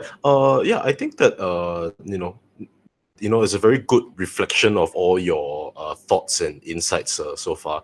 Maybe we could go directly to the audience itself. I know some of them have already been flooding the tavern, right, with a lot of questions. They are dying to like hear your thoughts. All right. So maybe the first one we go with is by user Telehex. Okay.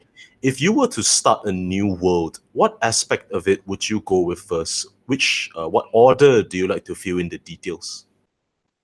I tend to go at there's this Monte Cook rule, and then like, so if you guys haven't read this before, I recommend that the new D&D lead for 5e is actually Ray Winninger. And Ray Winninger wrote a series of articles called Dungeon Craft that I read a lot in the old Dragon magazines back in the late 90s to the early 2000s, right, for third ed and second ed. So Ravenmaker talks, every article is like, oh, okay, how do you actually make a world bigger? Both of them have the same rule, which is actually a cheat rule, which is never build something bigger than a province. Yeah. Basically, kind of like you can don't even go into like the reason why the world is created, because in actual play we might never get there. But because it's in your head space so much, like, wow, the real reason the world is created, the players don't know. But meanwhile, they're like, GM, I want to buy a long sword. Equipment shop have or not? Then you over there, wow, the world is because got dragon. There's a disconnect there, right? There's a fundamental disconnect. So Yeah. you're distracted by freaking thoughts of dragons and the chaos dragon. The final arc is what? Then people are like, wow, I think maybe longsword not as good as Battle X. Okay, then what happens? That there's a fundamental disconnect. Player user experience is not actually very fun that way. So my thing about it is actually look at it like, look at the long swords lah. Are there long swords for sale here?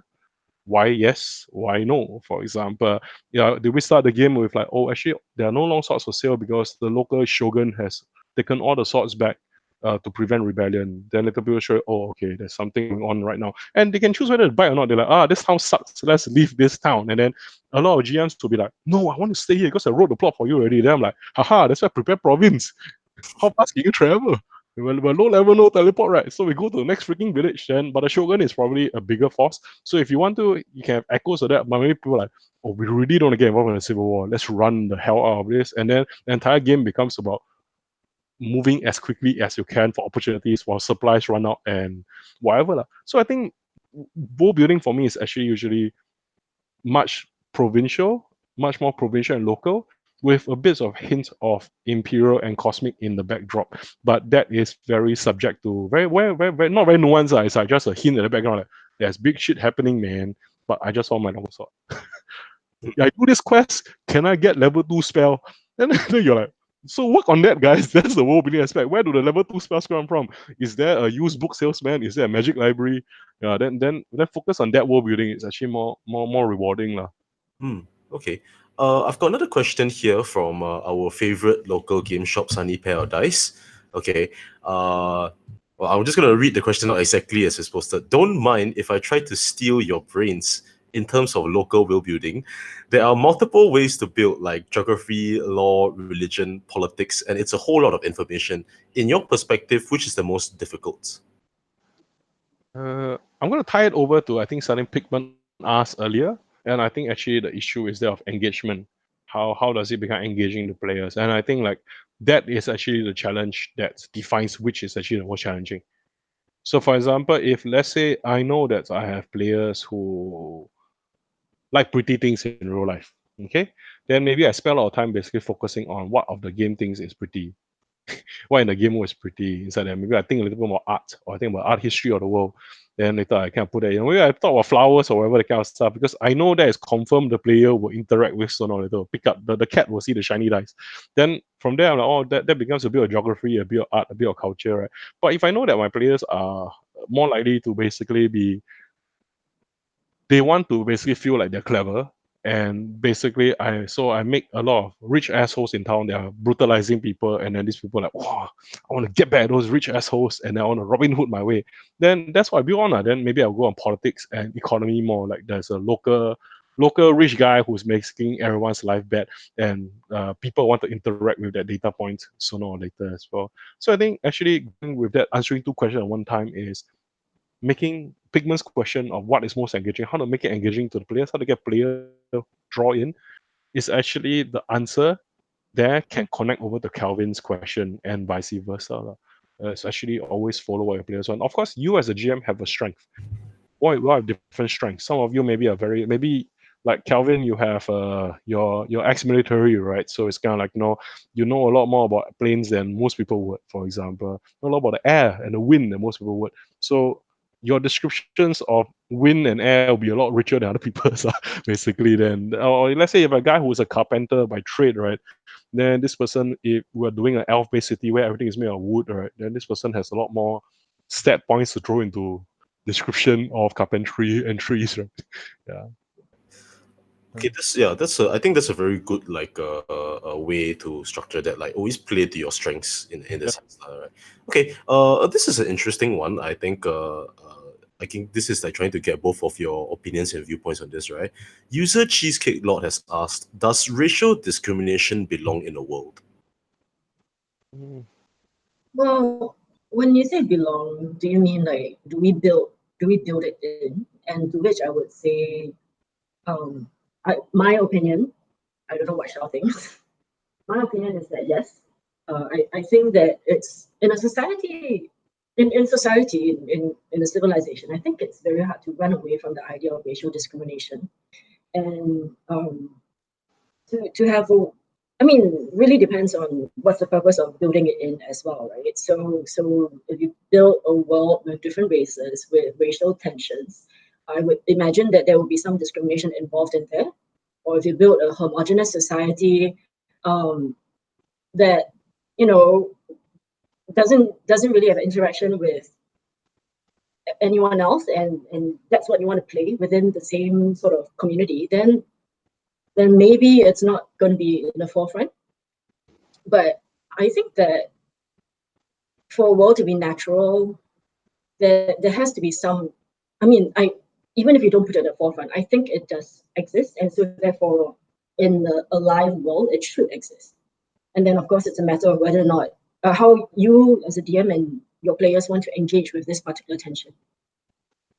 But I think building off that, it really depends, and I think I think racial discrimination exists in fictional worlds, but it also depends on who you're running for. So if let's say if I've got a client coming to Chimera saying, "Hi, can you run a game for my 3 kids, right?" And I'm like, I got like 5, 8, and 10, right? Then I'm not so sure that that might be the best platform to put it in. For example, maybe I'm kind of patronizing the kids that not able to think in that kind of stuff yet, right? Maybe some people say, "Oh, that's a second age, you should get them to engage with that." But then I'm ultimately kind of sitting down there like perspective. I'm the GM. I'm also a service provider.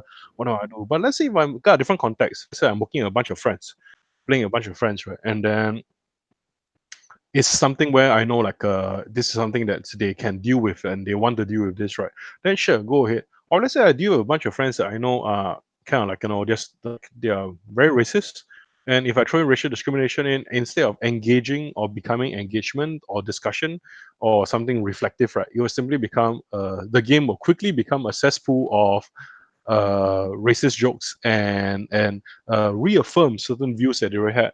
Then I think in the case maybe I'll just go back to maybe either do something else, maybe play Gloomhaven, or play Tabletop Simulator, or play Talisman. But another thing is that it really depends. I think it's like story creation is something everyone can do, and it's your choice of what you want to create in your world for the needs of the people there. It depends on, are you going to enjoy the next 6 hours with these people 4 times a month, every week, same time? If no, maybe not. If you think yeah, maybe can. Yeah. Yeah, I think it doesn't have to be. I mean, even if it doesn't have to be necessarily at the forefront of the game as well.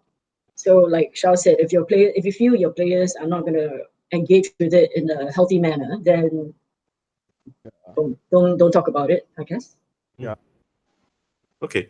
Okay, I've got a question from user Wool, right? The question is, could you elaborate on making a world feel alive? So I think maybe he, for his benefit, right, or for the benefit of some that are watching that might have been a bit lost, right?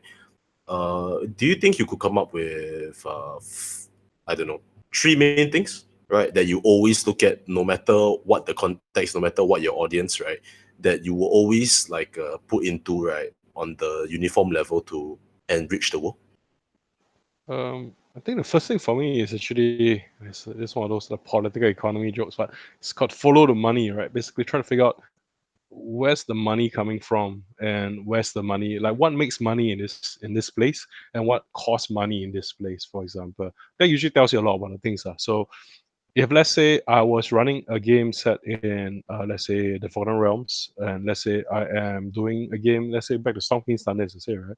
So giants are attacking. I think there'll be a big economy in construction and rebuilding after those. They keep throwing rocks everywhere. So the first thing about it is that the money question basically opens up a lot of issues there that I can then layer on more. So money is the first thing. And because money also motivates a lot of people to do things. What do people do for daily job, for daily trade? That opens the second question as well. The second thing I think that I always like to think about is also about food. In a sense, is I know what's the food for these people coming from? Where's the food coming from? Because food and money usually quite closely linked, right? But it allows you to ground it down to a level, and then it also lets you build in very easily what kind of what do you see around the city or the countryside where you live. Is this a place full of okay, sorry, I love to talk about this, but guys, you want to know the ancient tax evader plant, like imperial powers like China, right, and Rome, right? China, they love rice plantations because you can very quickly see where all the crops are. One time want to do taxation, you can very easy tax collector. Like, wow, your harvest very good, a lot of rice. But consider the humble potato or the humble yam, the humble root vegetable hidden under the earth. You can just under declare, sorry, I don't have any harvest this year. That is why the people of the hills in Southeast Asia, a lot of them go with root vegetable. Yes, potato tax, right? So it's very taxing for that, right? So I mean, it's like also things like that, right? So now straight away, like with just the humble potato or the rice, right? The kantang or the nasi, right? We get like so food and money. And I think the last thing is actually last thing, Alanna, do you have anything for yours or not? I think I was food. actually going to build on your food thing because back then when we I used to teach. So back then when students and I talked about culture, the teachers used to joke that culture to students belongs. There are only three things that a student imagines as culture. First, flags. Oh, okay. Second, food, and third is fashion. So, but actually, if you look a little bit closer at these three as you call it, right? I think there's a lot of world building potential if we just start from these three options. So I think economy is a big thing, as Shao said. But if you look at food, okay, it's a tax evasion tool, but it's also a bit like, okay, so do they eat curries a lot? Do they stew stuff? Do they fry stuff? Where does the oil come from? What is their major source of food? I think these all lend to how you can think about their culture and the environment they live in as well. So which ties back to what we talked about. The three big topics that we talked about. Things like what is a luxury food for them, and is this luxury food something that it's native to the land, or was it something that someone else brought in? So that's one thing. And of course, fashion, it's a similar sort of concept. What do they wear, and what does it say about their environment? What is a luxury textile to them? Like Shao said, people didn't bother about covering their torsos. So what does it say about how conservative they are? The idea of kimonos being long and that's beautiful to them. The idea of just the nape of the neck, that's very sexy, compared to people walking around with their boobs out. So I think so that's food and fashion, right? And even for flags, I think if you think a little bit about, for instance, crests, flags, they kind of talk about values of a nation. So what is important to me, or to the nation rather, and that will be reflected so-called in the flag. I mean, so we think, and then that also helps in nation/world building. So we joke about it, flags, food, fashion, but I think there is a lot to start off from these three to make a world alive. Yeah, I think like jumping off from that is like that's what usually anthropologists call material culture. So you guys are interested, you can wiki that a society's material culture. For the last thing there, I would like to throw in something there, which is actually justice and law. Like, what does this society think of as being right or wrong? How does it actually adjudicate what is right and what is wrong? Does it do it through? That also goes into politics because the basis of politics is actually what people think of is this is okay. We can accept this is a system of the decision making. So that's for me I think a huge thing, material culture, or the fashion and everything, as well as the main important thing there is how do we divide these resources? Mm. Okay. So, unfortunately, that's all the time we have today. Thank you very much for coming online with us and sharing all these insights, information, and perspective. And I'm quite confident, right, with the amount of with the information you've given, as well as the way you've segmented it for many of our viewers. A lot of them would have gained some insights into how to, make this world their own or truly their own and present it as such. So, for everyone watching, do check out Curious Chimeras on Instagram and Facebook. They are currently very hard at work, crafting and executing a entire range, right, of online games and virtual events through Discord. They're providing stories, company, and conversations. They're also pledging, if I'm not wrong, 15% of their monthly earnings during this months of April to September to various other organizations in view of this current COVID-19 disruption. Is there anything you can tell us about these initiatives? Yep. So for this few months, this 6 months, we're actually splitting kind of like 15% of whatever we take from our online games or online sales to put towards some other to some organizations who are helping people who are hit pretty hard by COVID-19.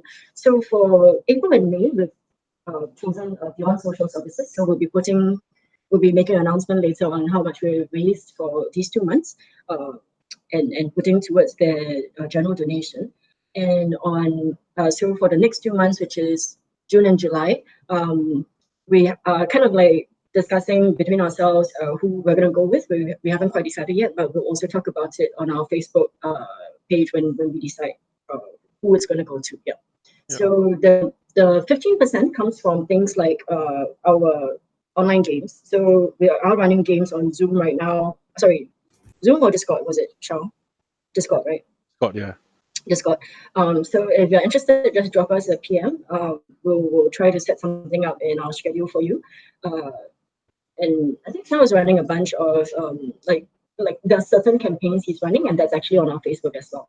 But if you want something special, you just wheedle to Shao, maybe he will do something. It's a bit like omakase, basically. It's like, you come to me, you tell me the dietary restrictions, and then I kind of like try to do my sensei reading of your soul, and then I try to make something that is hopefully heartwarming and soul filling for you, basically, and mind engaging. Yeah. So just before we end off, I just want to give a shout out and a plug to one of our Facebook groups that we're kind of active in. It's hashtag RPGCA. So it's a Southeast Asian, kind of like a collective of Southeast Asian tabletop game designers and players. So if you're interested to kind of like have a discussion with more people across Southeast Asia on their perspectives and such like that, maybe the Facebook group is something that you can think about. Yeah, like regional voices, because it's it's like the design. Like for example, the guys in Sarawak, right, and Borneo who make RPGs, they mostly make D6 based systems because they don't get D20s there that easily, right? So you got D6 based systems, right? And like it's like things like that we don't really consider for ourselves, right? It really changes design, and it may be fun for everyone to kind of look at what everyone is doing. The recent one that I'm super obsessed with, this one called Council of Knaves. It's a John Wick RPG. It's basically it's there for free as a draft, right? It's by this guy called Abdul Rahman Ibrahim. It's version 0.1. It's basically a John Wick RPG that you play using D6s and D20s, right? So yeah, you can go and take a look at it if you want. There's just so much fun stuff, and I think that's what, as a company, independent company who makes like small stuff, we would like you to do is like support local, support regional. Go look at everybody always thinks that global outside is better, right? But we look a little bit and think about what you maybe could do as well. Maybe you can create stuff that's fun for everyone as well. Yeah. So as you can tell, Curious Chimeras is a very busy, these guys are always very busy. So again, thank you once again for volunteering your time and effort with us tonight. And I sincerely hope, after this entire, and when everything starts to settle down and become better, I can, meet up with you in person and have more discussions and games together. So for those of you that joined us halfway, the RPGCA, we essentially partnered with Royal Nerd Theatre to create this event, and they are going to be helping us post up all of our webinar sessions on their YouTube channel. So join us again, same next week, same time, same day and time, Monday at 7 p.m. as we engage, right, with actually Royal Nerd Theatre themselves, who have created this Dice and Dynasty series on the topic of generating living, breathing characters. To then, everyone, and to you both, Alanna and Shao, stay safe and have a good week ahead. Thank you very much. All right. Everyone, Bye. good night. Good night.